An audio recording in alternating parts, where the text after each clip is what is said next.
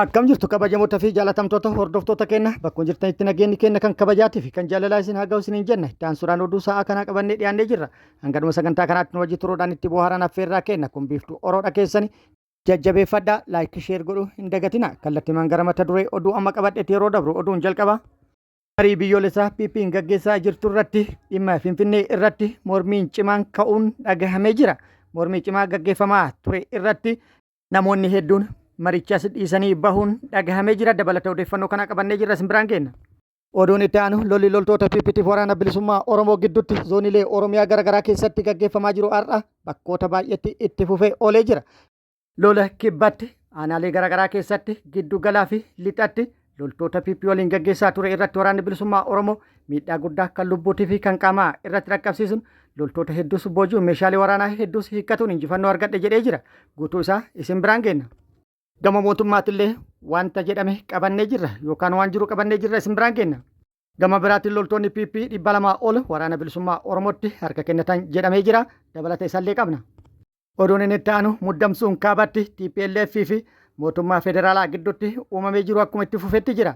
Meeshaalee waraanaa walitti guuratuun hawaasni bal'aan immoo meeshaalee gurguddaa gamaa gamanaa walitti guuramuun wal qabsiisee lolli ka'a jechuudhaan sodaa hamaa keessa galutu dubbatamaa jira. Walumaa galatti muddamsuun akkaan cimee jira. Guutuu odeeffannoo kanallee qabadhee jira. Guutuu oduu wajjin kan turu ani Bariisoo Ganamooti. Guutuun oduu wal duraa duuban akka itti aanu kanatti isiniif dhiyaatu wajji turuudhaan itti bohaara. Marii biyyoolessaa PP'n gaggeessaa jirtu rakkoon isa mudataa jiraachuun dhagahamee jira. Maddeen tokko tokko kan maddeen odeeffannoo tokko tokko akka gabaasaa jiranitti marii kanarraa miseensonni marii kanarratti hirmaatan hedduun dhiitanii bahan jechuudhaan gabaasaa yoo jiran maddeen garaagaraa immoo mariin kun bittinnaa'ee jechuudhaan odeeffannoo jiru dabarsaa jiru. Maddeen odeeffannoo garaagaraa bittinnaa'an jechuudhaan haa gabaasan malee garuu wanti mirkanaa'e hin jiru. Kun akkuma jiratti ta'ee hirmaataan marii kanarratti hirmaatee ture tokko magaalaa Finfinneetiin wal qabsiisuun yaada kenne irratti nama magaalaa Finfinnee jedhee waame ni hina barbaachisaa yoo ta'e immoo ni adabna. Kana godhuu baanne immoo nama jecha Finfinnee jedhu irratti duuluudhaan qaanessuudhaan arrabsoo isa qaaneessaniin arrabsuudhaan akka Finfinnee jecha jedhu hin fayyadamnee fi akka nama baadiyyaarraa dhufeetti irratti duulla jechuudhaan yaadni namni kun kenne gaafii hedduus kaasee jira. Akkasumas yaada hedduu maddisiisee jira. Namni kun Finfinneellee miti Bararallee miti Addis Ababa jechuudhaan kan dubbate yoo ta'u nama Finfinnee jedhee tarkaanfii irratti fudhanna jechuun dubbatuun isaa ilaalcha gabroonfataa hamaa dur uummata keenya ittiin miidhaa turan ammas sanuma yaaduudhaan sirna moofaa fi sirna dullacha jaarraa kana keessatti sirna gabroonfataa dabrisan har'as sammuma duraanii san yaadee calanqisiisuun isaa kan ilaalcha namoota hedduu keessaa calanqisu kun kan xiyyeeffannoo kennamuufii qabu jechuudhaan hedduu yaadatti kennanii jiru. Gama biraatiin marii gaggeeffamaa jiru irratti dhimma Finfinneetiin wal qabate mormiin cimaan uumamuun dhagahamee jira. Hirmaattonni naannoo Oromiyaa irraa marii kanarratti hirmaatan magaalaan Finfinnee naannoo Oromiyaa jalatti deebi'uu akka qabdu mormii cimaa gaggeessaa kan jiran yoo ta'u qaamoleen biroo immoo Finfinneen Oromiyaati miti Oromiyaa jalallee galuu hin qabdu jechuudhaan mormii cimaa gaggeessaa jiru jedhamee jira. Mormii hirmaattonni naannoo Oromiyaa irraa dhaqan yookaan hirmaatan magaalaa Finfinneetiin wal qabsiisanii gaggeessaniin kan dallanan hedduun walga'icha yookaan maricha dhiitanii bahan jedhamee jira. Oduun itti aanu lolli loltoota PP'tiif waraana bilisummaa Oromoo gidduutti zooniilee Oromiyaa garaagaraa keessatti gaggeeffamaa jiru akkuma itti fufetti jira. Waraanni bilisummaa Oromoo bakkoota garaagaraatti loltoota PP waliin lola gaggeessuu fi lola gaggeessee ture irrattis miidhaa qaamatii fi kan lubbuu loltoota PP irratti dhaqqabsiisuun akkasumas loltoota PP hedduu booji'uun meeshaalee waraanaa hedduu irraa hiikkatuun injifannoo argadhe jedhee jira. Haaluma kanaan kibba Oromiyaa giddu galaa fi lixaa Oromiyaa bakkoota garaagaraatti har'a lola gaggeesse irratti injifannoo boonsaa argatu kan beeksise waraanni bilisummaa Oromoo kibba Oromiyaatti waraanni bilisummaa Oromoo zoonii kibbaa Gujii Bahaa aanaa Aagaa Waayyuutti lola har'a barraaqa loltoota PP waliin jalqabe irratti miidhaa guddaa kan qaamatii fi kan lubbuu dhaqqabsiisuun injifannoo boonsaa irratti argadhe jedhee jira. Ganamarraa jalqabee lola loltoota PP waliin gaggeessaa jiru guyyaa guutuu kan itti olee fi lola loltoota PP waliin gaggeesse irrattis loltoota PP hedduu addunyaa kanarraa godaansee hedduu madeessuun meeshaalee waraanaa hedduus irraa hiikkadhe jedhee jira. Guutuu odeeffannoo kana akkuma nu ga'een kan isin biraan geenyu ta'a.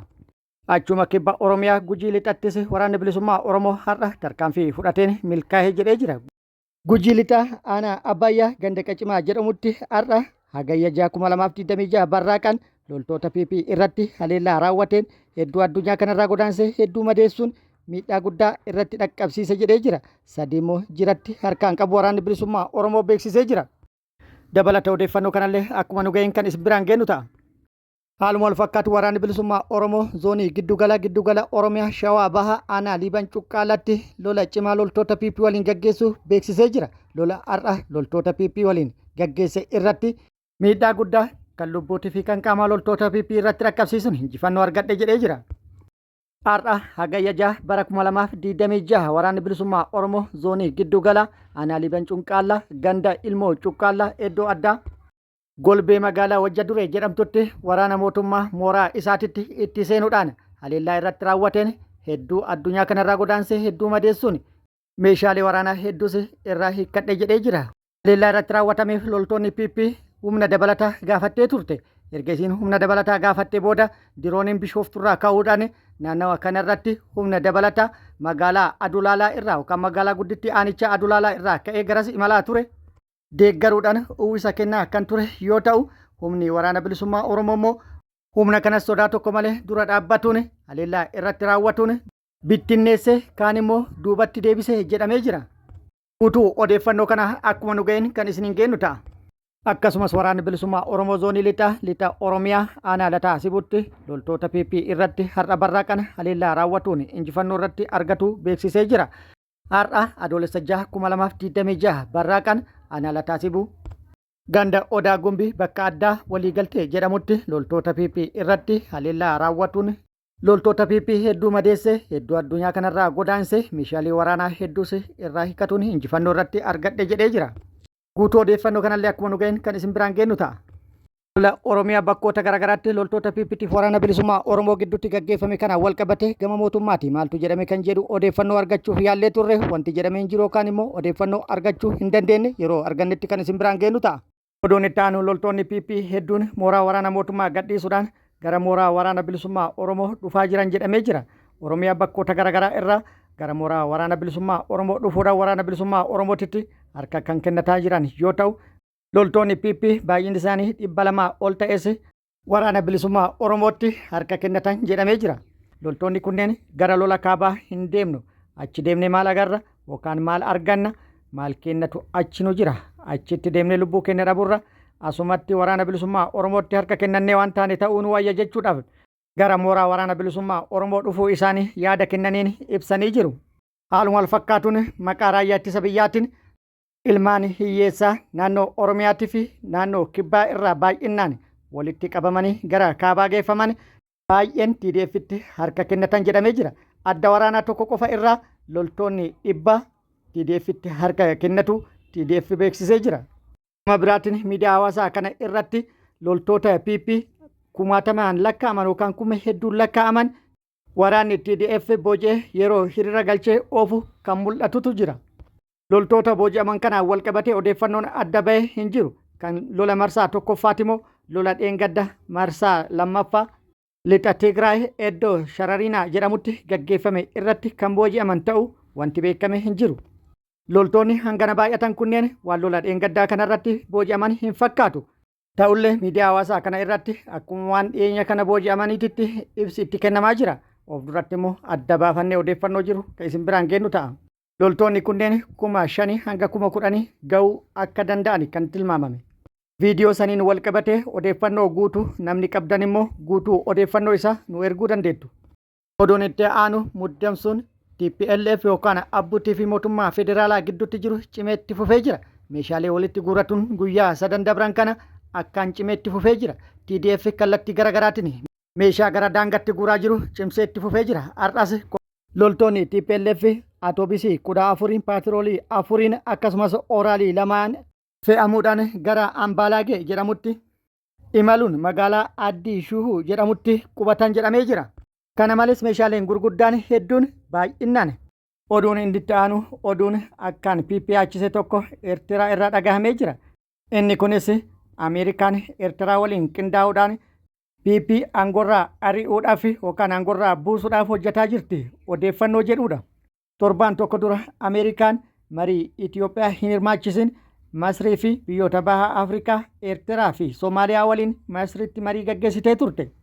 Marii kanarraa hafuu isiitiin Itoophiyaan shakkiin kan isii seene Ameerikaan biyyoota baha Afrikaa irratti ijaaraa jirti jechuudhaan yaada dhiyeessitee ture. Ameerikaan immoo tasuma waan akkasii yaadne hin beeknu jechuudhaan shakkii ka'ee fi yaada dhiyaate kufaa taasiftee ture. Lafa Afrikaatti gorsaan pirezidaant Doonaald Tiraamp Maasuud Buloos Ameerikaan yaada akkasiisan Itoophiyaa irratti hin yaadne jechuudhaan ibsa kennee ture. Inni kana haa jedhu malee wanti wayii akka jirutu akeekamaa jira. Kunis lola Suudaan keessatti gaggeeffamaa jiru wal qabatee Yuunaayitid Arab Emireet gargaarsi isiin finciltoota Suudaan Raappii Sappoort Foorsis godhaa jirtu karaa Itoophiyaatiin tahaa jiraachuun akkasumas Ameerikaan Yuunaayitid Arab Emireet gargaarsa finciltoota Suudaan yookaan humnoota Raappii Sappoort Foorsis jedhamanii fi gargaarsa gootu akka dhaabdu gaafatuu fi akeekkachiisuu kanaan wal qabata jedhamee jira. Kanaan wal qabateeti jedhamee jira Itoophiyaa irratti kan xiyyeeffatame. Itoophiyaan immoo dursiteetu waan shakkiteef amma immoo shakkiin kun akka cimu haalonni jiran uumamanii jira jechuudhaan maddeen odeeffannoo garaagaraa gabaasa kana gabaasanii jiru. Kabajamoota fi jaalatamtoota hordoftoota keenya oduun ammaaf qabanne kana hanga ammaa kana guutuu oduu wajjin isin wajjin kan ture ani Bariisoo Ganamooti. Hanga yerootti aanutti deebinee wal agarrutti nageenyi rabbi isiniif haa baay'atu. Nagatti nu turaan hawwii kenna. Nageenyi ilma namaatiif biyya keenyaaf addunyaa tanaaf nagatti nu tura.